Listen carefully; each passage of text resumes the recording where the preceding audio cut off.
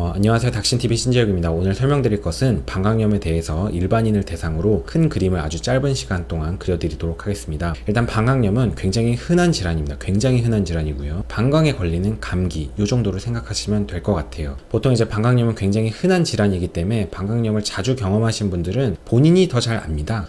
또 방광염이네 이러면서 병원에 오시고, 병원에 오실 때 저 방광염이에요, 약 주세요 이러면서 진료실에 들어오십니다. 이런 분들은 보통 항생제를 처방받게 되고 보통 5일에서 7일 정도 약물을 복용하시면 대부분은 치료가 됩니다. 방광염을 처음 경험하시는 분들은 사실 굉장히 당황스러워 하십니다. 이게 뭔지 모르기 때문에 도대체 이거 뭔지 너무너무 당황스러워 하십니다. 방광염의 증상은 보통 frequency, urgency, dysuria, pyuria, hematuria 뭐 이런 증상들이 있고 하복부통증이나 열이 있습니다. 하나씩 설명드릴게요. frequency, 소변을 굉장히 자주 봅니다. 방광염 증상 아주 심한 분들은요, 병원에 누워서 수액을 맞는 1시간도 참기 힘들어합니다. 그 정도로 소변이 너무너무 자주 마렵고요. 소변을 보러 화장실을 가면 소변이 많이 나오지 않습니다. 되게 조금만 마려워도 방광에 너무너무 예민한 상태라서 소변이 계속 마려워서 자꾸 가게 되는 거죠. 실제로 소변이 별로 나오지도 않는데, 게다가 소변을 볼 때 너무너무 따끔거리고 고통스럽고 너무너무 아픕니다. 그래서 도대체 이거 뭔가 너무너무 괴로워하시죠. 게다가 방광염이 심한 분들은 피가 나오기도 합니다. 육안으로 보일 정도로. 그리고 심한 분들은 또 하복부 통증이 좀 있습니다. 이렇게 부여잡고 들어오시는 분들도 계십니다.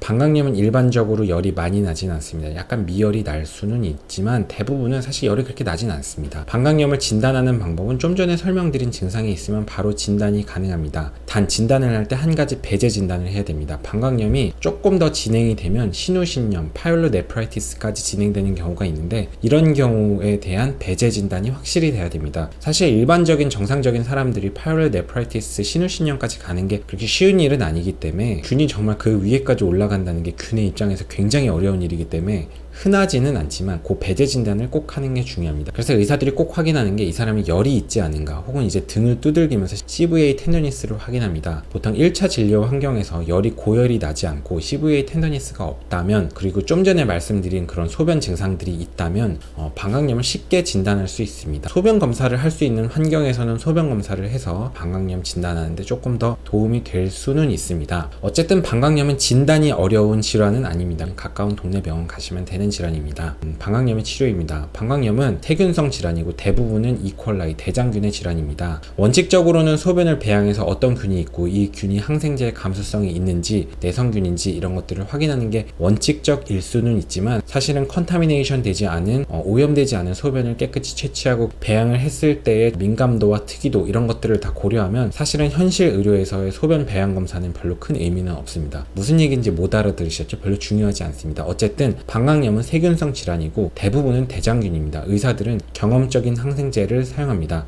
사실 어떤 항생제를 사용하냐가 그렇게 중요하지는 않습니다. 대장균에 잘 되는 항생제, 소변 농축이 잘 되는 항생제, 그 어떤 것을 사용해도 그렇게 문제가 되지는 않습니다. 하지만 이제 전체 인구 집단의 항생제 내성 뭐 이런 것들을 고려한다면 사실 항생제의 가장 좋은 선택은 최대한 내로한 좁은 범위의 항생제를 사용하는 것이 좋고, 그람 네거티브, 이퀄라이 조금 특화된 항생제들을 사용하는 것이 좋습니다. 한 가지 설명드리고 싶은 게 있는데요. 어떤 분들 보면 다른 병원에서 방광염 진단받고 약을 이틀 먹었는데 효과가 하나도 없어서 여기에 왔어요 이러시는 분들이 계십니다. 사실 그런 경우는 다시 그 병원에 가시는 게 좋습니다. 방광염은 좀 전에 말씀드렸다시피 감기같이 굉장히 간단한 질환입니다. 보통 1차 치료 항생제에 성공하지 못한 경우는 의사가 그 다음 단계의 항생제를 사용합니다. 그 윗단계 조금 더 쉽게 얘기해서 센 항생제를 몰라서 처방을 하지 않는 건 아닙니다. 의사들의 세계에서는 최대한 항생제의 내성균의 출몰을 막기 위해서 조금 네로한 계열의 항생제를 좀 사용하려는 경향이 있고, 그러다 보면 1차적으로 항생제를 사용했을 때 실패하는 경우가 있습니다. 그래서 어떤 병원에 가서 항생제를 복용을 받았는데 한 이틀 먹어도 효과가 없어요. 너무 괴로워서 다른 병원에 갑니다. 그럼 다른 병원에서는 그 히스토리를 듣고 조금 더 윗단계의 항생제를 좀 투여하기도 하겠죠. 그러면 바로 깨끗이 바로바로 좋아지면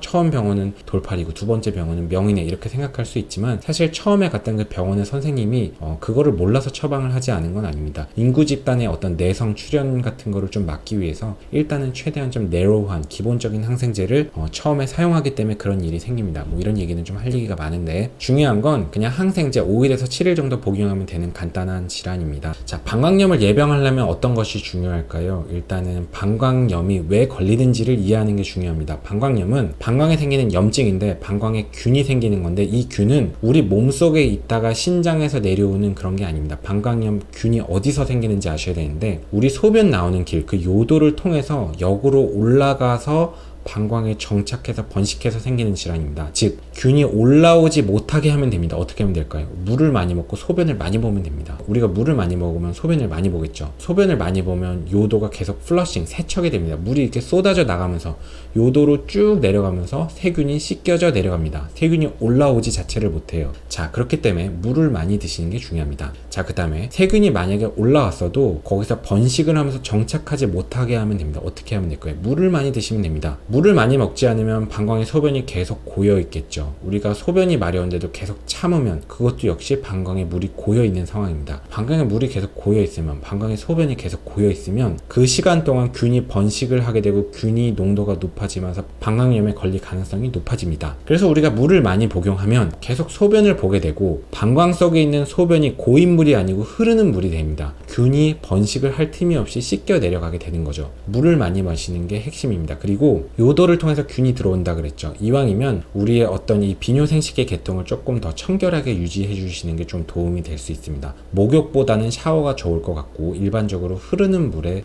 청결하게 해주시는 게 좋습니다. 속옷 같은 것도 조금 자주 갈아입는 게 도움이 되실 수도 있습니다. 재밌게 보셨으면 좋아요와 구독 부탁드립니다. 오늘은 여기까지 하겠습니다. 수고하셨습니다.